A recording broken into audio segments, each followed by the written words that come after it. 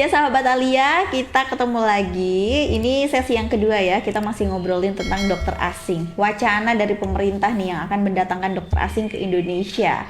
Nah, di sini sudah ada dokter muda, ada Fridela dari Surabaya. Ya, Surabaya mana suaranya? Ada Afi. Halo, Mbak dari Kiki. Jember. Iya, Jember mana suaranya? Soalnya ini Afi kan berasa kayak audisi ya. Audisi Akademi Fantasi Indonesia. Tiap ketemu orang soalnya itu yang dibahas. Oh iya, tapi kamu ada di masa itu nggak? Maksudnya kamu nonton nggak? Kayaknya waktu masih kecil sempet nonton sih Mbak dari TV, tapi nggak terlalu inget juga. Kayaknya masih kecil banget. Oh yang menuju puncak. Iya, aku Itu, iya. Oh, kamu tahu ya Fridela ya? Oh jangan-jangan kamu hafal koreonya? Waduh, enggak kalau Kan yang gini. Kan menuju puncak kan jadi gini.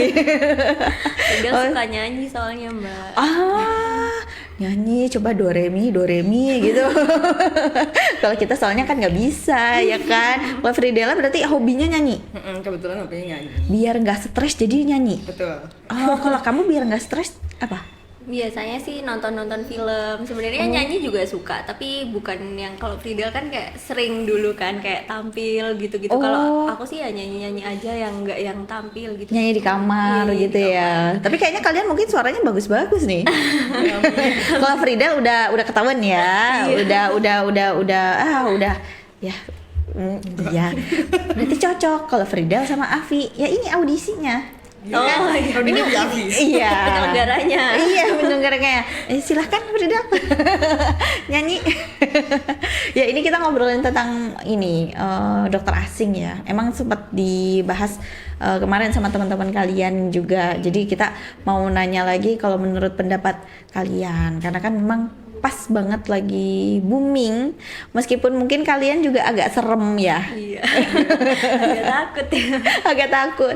Nah dari yang pertama, setuju atau enggak sih kalian tim yang setuju atau enggak ketika dokter asing ini didatangkan ke Indonesia?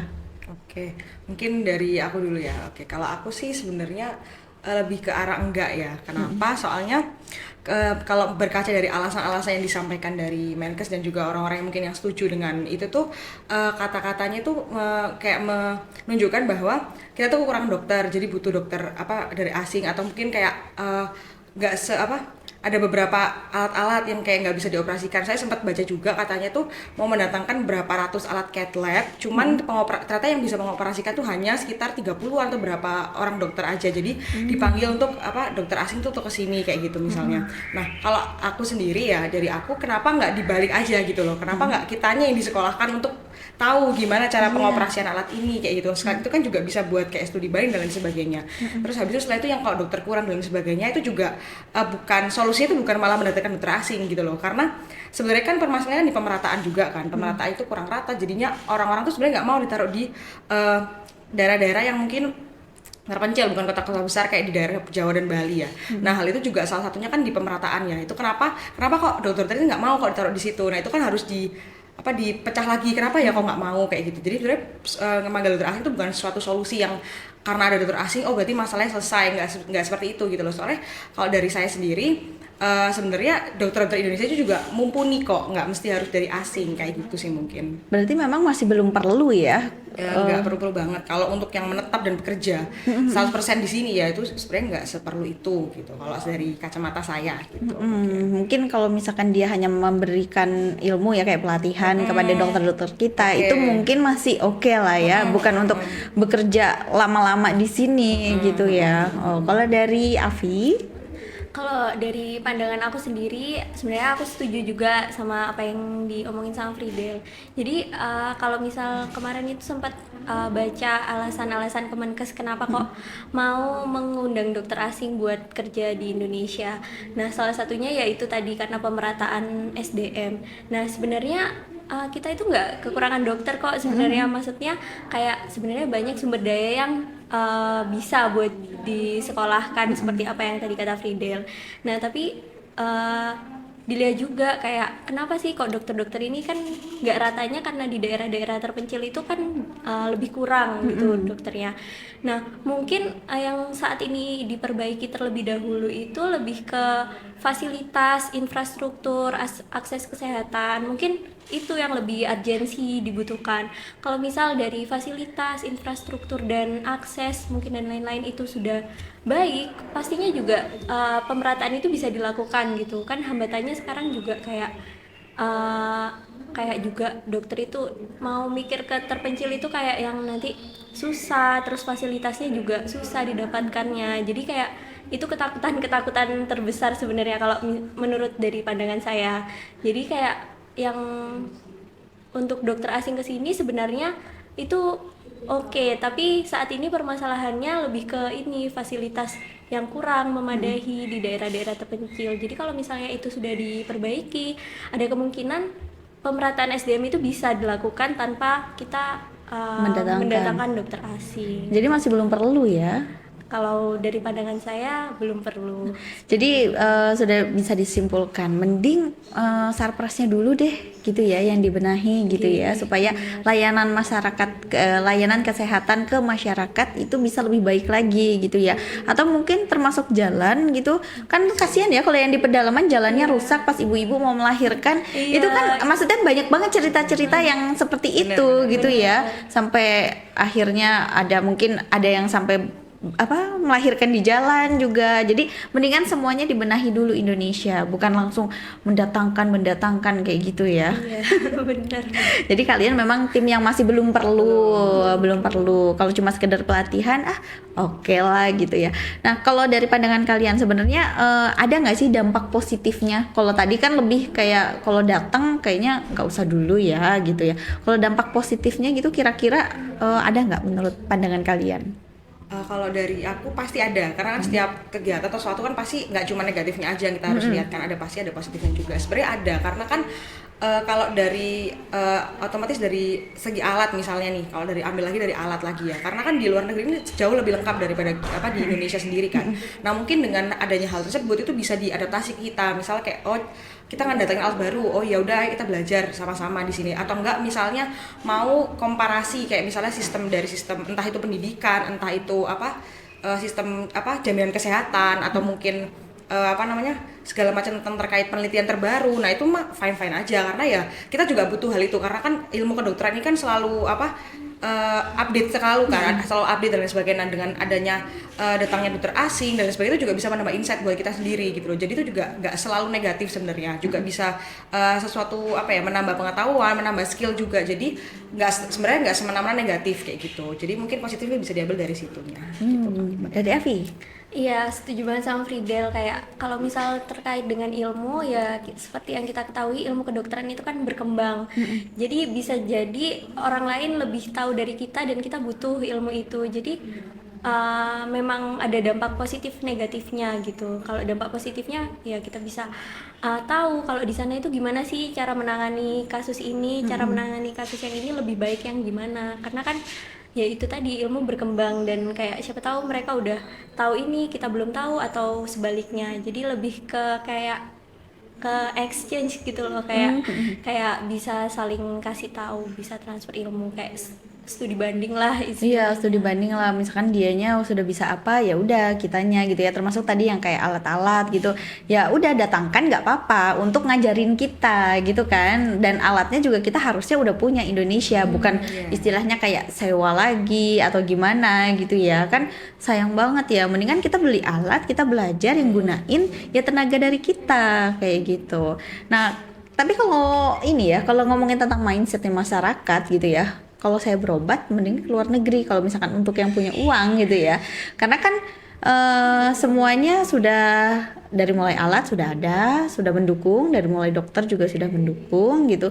Nah mindsetnya orang untuk berobat di Indonesia kan akhirnya untuk yang berduit gitu kan kayaknya Indonesia nggak mau gitu. Nah untuk ini PR-nya kalian ya sebagai dokter muda gitu ya, untuk merubah mindsetnya masyarakat Indonesia seperti apa? Ya mungkin kalau mindset orang-orang seperti itu, kita bisa ngelakuin kayak membuat flyer, mungkin membuat kayak edukasi terkait kayak pengobatan ini buat kayak membuka wawasan gitu loh, kayak ya nggak selamanya pengobatan di sana itu lebih baik, karena kita sendiri juga memanfaatkan apa yang ada di Indonesia seperti itu, tentang fasilitas yang ada di sini yang sebenarnya nggak kalah juga dari yang di sana ya. Memang kalau untuk kecanggihan alat, karena kan kebanyakan negara maju ya, nah tapi kayak nggak semua permasalahan penyakit yang ada di Indonesia ini itu lebih baik gitu loh di sana. Jadi mungkin ya itu tadi, lebih ke edukasi, pendekatan kepada masyarakat terkait edukasi tentang penyakit-penyakit, mungkin tentang penyakit jantung atau stroke yang banyak memang di Indonesia. Jadi lebih ke pendekatan secara ngobrol gitu sama masyarakat, edukasi lewat flyer atau kita buat tentang materi apa gitu. Ya kalau dari ini Fridel. Oke, kalau dari aku itu kan sebenarnya emang selalu ada ya stigma itu ya kan. Iya. Apalagi orang-orang yang notabene lebih di atas gitu ya. Jadi lebih lebih nyaman di luar gitu.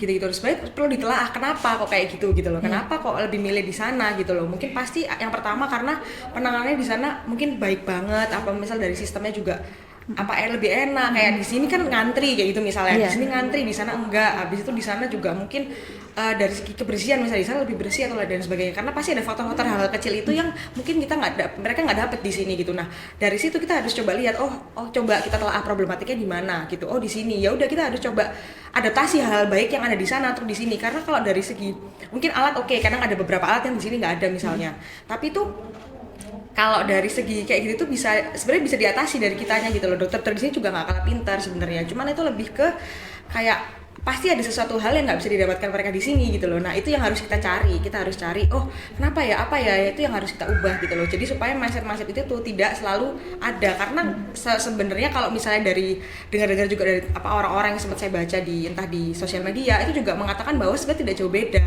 Sebenarnya berobat di sana sama di situ sebenarnya sama-sama aja, penggunaan yang obat itu sama, karena kan kita juga punya guideline kan. Terapi itu pasti ada guideline-nya. Misalnya kayak penyakit jantung ini terapinya itu sebenarnya guideline-nya ini kayak gitu. Jadi sebenarnya pasti guideline yang dipakai itu sama gitu loh. Jadi sebenarnya kan kalau kamu terapi di sana atau di sini itu hampir sama, karena ya guideline kita sama kayak gitu loh. Jadi sebenarnya stigma itu yang perlu dirubah. Jadi harus cari dulu akarnya kenapa kok lebih nyaman di sana. Pasti ada sesuatu yang nggak bisa kita provide gitu di sini, makanya orang-orang lebih ke sana. Iya sih, kalau kita lihat dari mungkin yang di desa-desa ya, puskesmas gitu ya, kadang kan masih ditemui oknum yang memang ngasih pelayanan itu kayak kurang baik gitu ya ke pasien. Jadi mungkin orang juga males gitu. Nah mungkin kalau untuk yang beruang ya beruang ya lebih udah itu nyaman seperti yang tadi disebutkan oleh Fridel juga ya, mungkin lebih ramah di sana, lebih enak pelayanannya. Mungkin kalau di sini ada yang